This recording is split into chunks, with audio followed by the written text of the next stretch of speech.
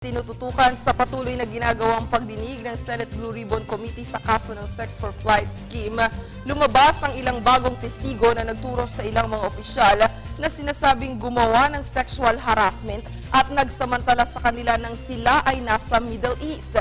Balitaan mo kami, Bianca Piedad. Idiniin ng bagong testigo na lumutang sa pagpapatuloy ng pagdinig ng Senate Blue Ribbon Committee at Committee on Labor, Employment and Human Resource Development si Assistant Labor Attaché Antonio Tony Villaferte sa pangmolestya nito sa isang Filipino distressed OFW sa Alcobar, Saudi Arabia. Ayon kay Marvin Caraan, nakita niyang hawakan ni Villaferte ang kamay at pinaghahalikan sa pisngi si Michelle sa isang transparent na salamin. So, napasiplat sa loob sa office ni Sir Tony, nakita ko siyang papunta po sa isang babae po.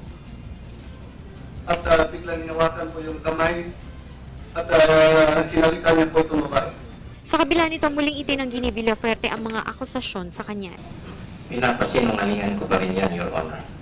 Kasi wala kaming dala sa polo ng oras na yun, Your Honor. I stick to my previous statement. Hiniling ito na ipasubpina ang logbook mula sa Saudi Arabia na patunay umano na wala siya sa naturang lugar nang maganap ang akusasyon laban sa kanya na ikinairita ni Senador Jingo Estrada.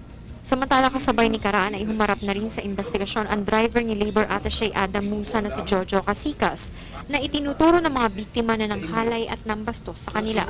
Kinwestiyon ni Senador Jingo Estrada ang umano'y pag-areglo nito kay Josie sa halagang 10,000 real sa kabila ng pagtanggi nito sa mga paratang ng mga biktima. Kinwestiyon rin ni Estrada si Musa sa tila pagkonsinti nito sa pang-aabuso ng kanyang driver sa mga biktima.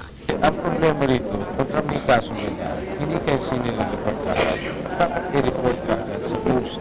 Meaning, dapat malaman ka agad na ambassador under the one country approach. Hindi sila magkakalako kung tatakipan sila.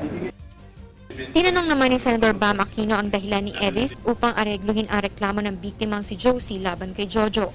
Idiniin naman ni Edith si Musa na nag-utos sa kanya na ibigay ang 10,000 real kay Josie na umano ikakaltas sa 3 buwang sahod ni Jojo. Para sa Bayan, Bianca Piedad.